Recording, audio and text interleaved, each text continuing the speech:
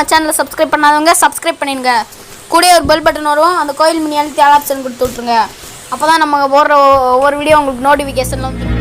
கவிமகன் YouTube channel உறவுகளுக்கு என்னுடைய அன்பான வணக்கங்கள். ஸ்ரீராம ராம ராமேதி ரமே ராமே மனோரமே சகஸ்ரநாம தத்துல்யம் ராம நாமவராணனே. எல்லாம் அல்ல இறைவனின் திருவருளால் ஸ்ரீமத் வால்மீகி ராமாயணம் அயோத்தியா காண்டத்தில் 15வது சர்க்கம். சுமந்திரர் ராமனிடம் சென்றார். அந்தணர்களான வேத வித்தர்களும் ராஜ புரோகிதர்களும் ராம பட்டாபிஷேக குதூகலத்திலும் பண்டங்கள் சேகரிப்பதிலும் அன்றிரவை கழித்துவிட்டு பொழுது புலரும் வேளையில் சபா மண்டபத்தின் வாயிலை வந்தடைந்தார்கள். அமைச்சர்கள், படைத்தலைவர்கள், வணிக பிரமுகர்கள் முதலியோர் ராம பட்டாபிஷேகத்தை கண்டு கழிப்பதற்காக அங்கே குழுமியிருந்தார்கள். குற்றமில்லாத சூரியன் தோன்றினான். பகல் வந்தது. புஷ்ய நட்சத்திரம் ராமன் ஜனித்த கடக லக்கணம். இந்த சுப முகூர்த்தத்தில் ராம பட்டாபிஷேகத்தை நடத்துவதற்கு தேவையான எல்லா பொருட்களும் ஆயத்தமாக இருந்தன. பொன்னாலான தண்ணீர் குடங்கள், நன்றாக அலங்கரிக்கப்பட்ட அரசர்க்குரிய இருக்கையான பத்திரபீடம், ஒளிவீசும் புலித்தோல் விரிக்கப்பட்ட தேர், கங்கை, யமுனை, புண்ணிய சங்கமத்திலிருந்து கொண்டு வரப்பட்ட தீர்த்தம் மற்றும் பல நீரோட்டங்கள், புண்ணிய மடுக்கள், குளங்கள், தடாகங்கள், இவைகளிலிருந்து கொண்டு வரப்பட்ட தீர்த்தங்கள், கிழக்கு நோக்கி ஓடும் நதிகள், மேற்கு திசை நோக்கி ஓடும் நதிகள் மற்றும் தெற்கு வடக்காக ஓடும் நதிகள், இவைகளிலிருந்து எல்லா சமுத்திரங்களிலிருந்தும் தண்ணீர் கொண்டு வரப்பட்டிருந்தது. பொன்னாலும் வெள்ளியாலும் ஆன நீர் நிரம்பிய குடங்கள் பால் உள்ள மரங்களின் இலை கொத்துகளால் மூடப்பட்டிருந்தன. தாமரை, நீலோத்பவம் போன்ற மலர்களால் அலங்கரிக்கப்பட்டு மனம் கூட்டப்பட்ட சுத்தமான தண்ணீரால் நிரப்பப்பட்டிருந்தன. தேன், தயிர், நெய், பொரிகள், தர்ப்பங்கள், மலர்கள், பால், எல்லா அணிகலன்களும் அணிந்திருந்த நல் ஒழுக்கமுடைய ஆலய பணிப்பெண்கள் சந்தனுடைய கிரணங்கள் போல் தங்கத்தால் செய்யப்பட்ட இரத்தினங்கள் இழைக்கப்பட்ட தன்னிகரில்லாத சாமரமும் ராமனுக்காக ஆயத்தமாக இருக்கின்றன. சந்திர மண்டலத்திற்கு ஒப்பாக ஒளி வீசும் அகலமான வெண்கொற்ற குடையும் அபிஷேக பொருட்களுடன் கொண்டு வரப்பட்டுள்ளது. வெள்ளை காளையும் வெள்ளை குதிரையும் நின்று கொண்டிருக்கின்றன. பாகனுக்கு அடங்கி நடக்கும் நல்ல லட்சணங்களுடைய பட்டத்து யானை வந்து நிற்கிறது. எல்லா அணிகலன்களும் அணிந்த 8 கன்னிகைகளும் சுமங்கலிகளும் எல்லா இசைக்குழுவினரும் மற்றும் துதி பாடுவோரும் வந்துவிட்டார்கள். இஸ்வாகு பரம்பரையில் அரச பட்டாபிஷேகத்திற்கு என்னென்ன பொருட்கள் தேவைப்படுமோ அவைகளையெல்லாம் எடுத்துக்கொண்டு ராஜகுமாரரின் பட்டாபிஷேகத்தை பார்த்து கழிப்பதற்காக மன்னர் தசரதரின் ஆணைப்படி அங்கே கூடியிருந்தார்கள். சூரியனோ உதித்து விட்டான். அரசனையோ காணவில்லை. அரசன் வெளியே வந்து நமக்கு தரிசனம் கொடுக்காததன் காரணத்தை யார்தான் சொல்லப்போகிறாரோ? பேரறிவாளரான ஸ்ரீராமனின் பட்டாபிஷேகத்திற்காக எல்லா ஏற்பாடுகளும் பூர்ணமான நிலையில் உள்ளன என்று சர்வ வல்லமை படைத்த மன்னர்கள் பேசிக்கொண்டிருந்த போது மன்னருக்கு நெருக்கமான சுமந்திரர் அவர்களை பார்த்து இவ்வாறு சொன்னார். மன்னருடைய ஆணைப்படி ராமனை அழைத்து வர நான் விரைவாக போய்கொண்டிருக்கிறேன். தாங்கள் எல்லோரும் மன்னரின் கௌரவத்திற்கு உரியவர்கள், விசேஷமாக ஸ்ரீராமனின் போற்றுதலுக்கு உரியவர்கள். அவர்கள் சார்பில் தங்கள் எல்லோருடைய சுக சௌக்கியம் பற்றி நான் விசாரிக்கிறேன். தாங்கள் நலம்தானே? இவ்வாறாக கண்விழித்து கொண்ட பின்னரும் மன்னர் வெளியே வராததற்கான காரணத்தை கூறிவிட்டு பழைய செய்திகள் எல்லாம் அறிந்தவரான சுமந்திரர் மீண்டும் அந்தப்புற மாளிகையின் நுழைவாயிலுக்கு சென்றார். அந்த மாளிகைக்குள் எப்போது வேண்டுமானாலும் முன் அனுமதி இல்லாமல் செல்லும் உரிமை சுமந்திரருக்கு இருந்தது. உள்ளே நுழைந்த அவர் மன்னரின் வம்ச பரம்பரை துதி செய்து அரசரை களிப்பிக்க முனைந்தார். பின்னர் மன்னரின் படுக்கையறை வரையில் சென்று மிக அருகில் நின்று கொண்டார். அந்த இடத்தில் அவருக்கும் மன்னருக்குமிடையே ஒரு திரை மட்டும்தான் இருந்தது. பெருமையுடன் கொண்டாடத் தகுந்த வாழ்த்துக்களால் தசரதரை போற்றினார். காகுத்தரே, சந்திரன், சூரியன், பரமேஸ்வரன், குபேரன், வருணன், அக்னி, இந்திரன் ஆகியோர் தங்களுக்கு வெற்றியை அளிப்பார்களாக. ராத்திரி தேவி சென்று விட்டால் தாங்கள் ஆணையிட்டபடி எல்லாம் நிறைவேற்றப்பட்டு விட்டது. ராஜசிம்மரே, கண் விழித்து எழுக. அடுத்தபடி செய்ய வேண்டிய கடமைகளை செய்யுங்கள். அரசரே, அந்தணர்களும் படைத்தலைவர்களும் வணிகர்களும் வந்துவிட்டார்கள். ராகவரே, கண் மலருங்கள். தங்கள் தரிசனத்திற்காக அவர்கள் ஆவலுடன் காத்து கொண்டிருக்கிறார்கள். அரசர் கண் விழித்து போற்றி வாழ்த்தி கொண்டிருந்த ஆலோசனையில் வல்ல சாரதியான சுமந்திரரிடம் இவ்வாறு கூறினார். சாரதியே, ராமனை அழைத்து வா என்று நான் சொன்னபடி ஏன் நடக்கவில்லை?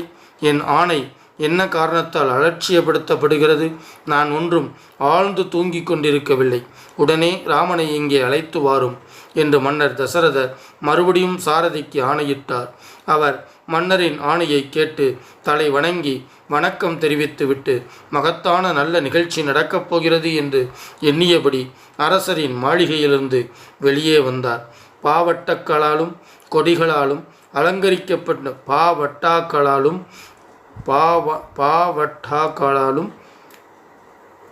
கொடிகளாலும் அலங்கரிக்கப்பட்டிருந்த ராஜபாட்டையை வந்தடைந்தார்.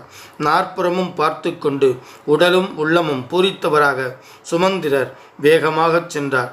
அவர் வழி நெடுகிலும் ராமனுடைய கல்யாண குணங்கள் பற்றியும் பட்டாபிஷேகம் பற்றியும் எல்லா ஜனங்களும் மகிழ்ச்சியுடன் பேசிக்கொண்டிருப்பதை கேட்டார். தூரத்தில் இருந்தபோதே இந்திரனுடைய மாளிகைக்கு நிகராக ஒளி வீசுவதும் கைலாச மலை போல் ஒளிர்வதும் பேரழகு படைத்ததுமான ராமனின் திருமாளிகையை சுமந்திரர் பார்த்தார். அடடா, என்ன மாளிகை, என்ன அழகு!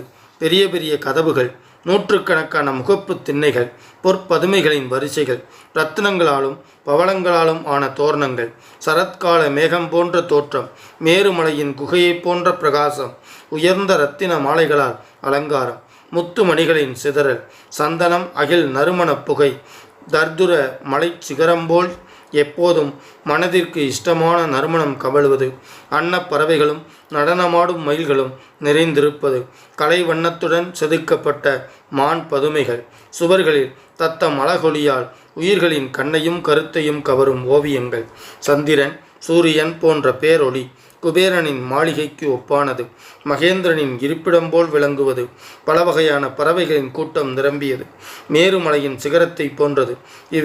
இவ்வாறான ஸ்ரீராமனின் திருமாளிகையை சாரதி பார்த்தார். ஆஹா! கைகளை கூப்பிய வண்ணம் மக்கள் நின்று கொண்டிருந்தார்கள். புறநகர் மக்கள் காணிக்கைகளை எடுத்து கொண்டு வந்திருந்தார்கள். காணப்போகும் ராம பட்டாபிஷேகத்தை எண்ணி மகிழ்ந்த ஜனங்கள் அணிவகுத்து நின்றார்கள். ராமனுடைய திருமாளிகை மாபெரும் மேகத்தை போன்ற காந்தி உடையதாகவும் உயர்ந்தும் நன்கு அலங்கரிக்கப்பட்டும் பல வகையான இரத்தினங்கள் நிறைந்ததாகவும் ஏராளமான குள்ளர் கூணர்களை உடையதாகவும் காணப்பட்டது. குதிரைகள் பூட்டப்பட்ட மலை வெயிலிலிருந்து தேரோட்டிக்கு பாதுகாப்பளிக்கும் முகப்பு மேற்கூரைகளை உடைய தேரில் சுமந்திரர் சென்றார். வழி நெடுகிலும் மக்கள் கூட்டத்தையும் சிற்றரசர் கூட்டத்தையும் பார்த்து கொண்டே சென்றார். அவர் ராமனை அழைக்கப் போகிறார் என்பதை புரிந்து கொண்ட எல்லா மக்களும் மகிழ்ச்சியடைந்தார்கள். இங்குமங்கும் ஓடித் திரியும் மான் மயில்கள் விளங்குவதும் அனைத்து செல்வ செழிப்புடன் ஒளிர்வதும் இந்திரனுடைய அரண்மனை போல் எழில்மிகு தோற்றமுடையதுமான விலைமதிக்க முடியாத பொருட்கள் நிறைந்த ராமனுடைய மாளிகையை அடைந்ததும் அந்த சாரதி மயிர்கூச்சலை அடைந்தார். அங்கே கைலாச மலை போல் ஒளி வீசுபவைகளும் சிறப்பாக அலங்கரிக்கப்பட்டவைகளும் தேவலோக மாளிகைக்கு நிகரானவைகளுமான பல இடைக்கலிகளை கடந்து ராமனது ஆணையை எதிர்பார்த்து நிற்கும் அன்புள்ளம் கொண்ட ஏராளமான ஏவலாளர்களை கடந்து அந்தப்புறம் வரை தேரில் சென்றார். அவ்விடத்தில் ராம பட்டாபிஷேக காரியங்களில் சம்பந்தப்பட்ட மக்களின் மகிழ்ச்சிகரமான உரையாடல்களையும் மாமன்னரின் புதல்வருடைய க்ஷேமத்தை பிரார்த்திக்கும் மற்ற எல்லா ஜனங்களின் பேச்சுக்களையும் கேட்டார். மகேந்திரனுடைய மாளிகை போன்றதும் மான் மயில்கள் விளையாடுவதும் மேருவின் சிகரம் போல் மிக உயர்ந்து ஒளி வீசுவதும் அழகியதுமான ஸ்ரீராம பவனத்தை சுமந்திரர் பார்த்தார். மாளிகையின் நுழைவாயிலில் தரிசனம் செய்வதற்காக வந்த மக்கள் இரு கைகளையும் குவித்து நிற்பதையும் காணிக்கை பொருளுடன் வந்த ஏராளமான புறநகர் மக்களையும் எண்ண முடியாத கோடிக்கணக்கான வாகனங்கள் இடைவெளியில்லாமல் நிறுத்தப்பட்டிருப்பதையும் கண்டார். கரிய மேகம் சூழ்ந்த மாமலை போன்றதும் ஒப்புயர்வில்லாததும் அங்குசம் தேவைப்படாததும் எதிரிகளால் எதிர்கொள்ள முடியாததும் பெருத்த உடல் உடையதும் ஸ்ரீராமனுக்கே வாகனமானதுமான சத்ருஜம் என்னும் யானையை கண்டார். நன்றாக அழகுபடுத்தி கொண்டு தேர் குதிரை யானைகளில் எல்லா பக்கங்களிலிருந்தும் வந்திருந்த நூற்றுக்கணக்கான பேர் அன்பர்களையும் முக்கிய அமைச்சர்களையும் தாண்டி சென்று சோபை மிகுந்த அந்தப்புறத்தினுள் நுழைந்தார் சாரதியான சுமந்திரர்.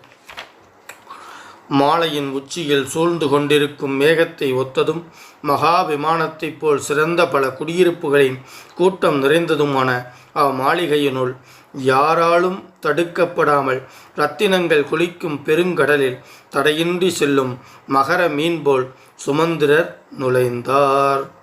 ஸ்ரீமத் வால்மீகி ராமாயணம் அயோத்தியா காண்டத்தில் 15வது சர்க்கம் முற்றிற்று.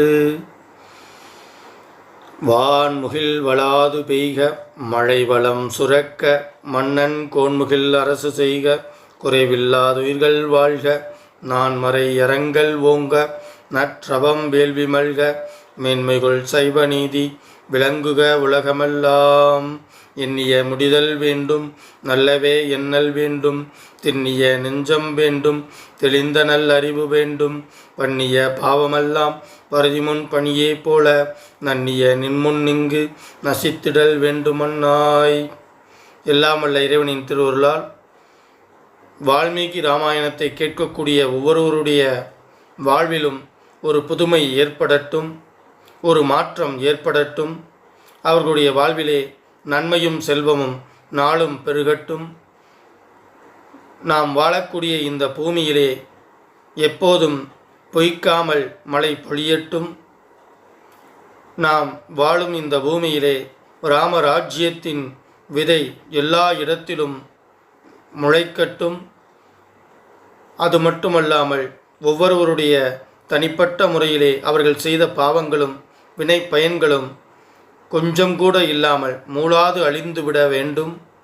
எல்லாமல்ல இறைவனின் திருவுருளால் அனைத்தும் நடந்தேற நாம் வால்மீகி ராமாயணத்தின் வழி ஸ்ரீராமனை கைதொழுது வணங்கிக் கொள்வோம். 8 திக்குகளிலும் இந்த தமிழை கொண்டு சேர்க்க வேண்டும் அப்படின்னா நீங்க சப்ஸ்கிரைப் பண்ணணும், லைக் பண்ணணும், கமெண்ட்ஸ் பண்ணணும்.